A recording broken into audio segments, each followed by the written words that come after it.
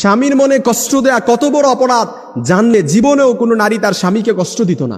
কিয়ামতের ময়দানে একজন নারীকে সর্বপ্রথম প্রশ্ন করা হবে নামাজের ব্যাপারে আর তার স্বামীর ব্যাপারে।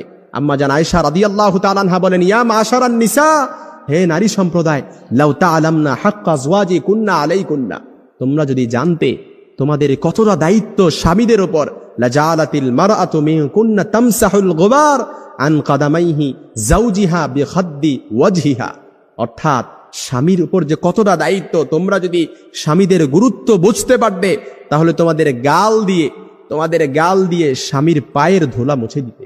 সুবহানাল্লাহ বিহামদি, এতটা গুরুত্ব স্বামীদের উপর।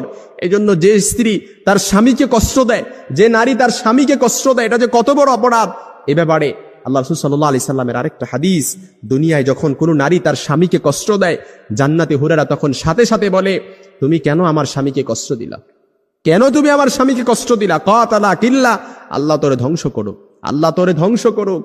কেন জান্নাতে হুরেরা এমন বলে? কারণ তারা বলে এই স্বামী যেমন তোমার ঠিক তদ্রূপ এই স্বামী আমাদেরও, কারণ সে দুনিয়া থেকে মৃত্যুবরণ করতে দেরি, জান্নাতে আসতে দেরি, তার জন্য আমাদেরকে অবধারিত করতে আল্লাহ তাআলা দেরি করবে না।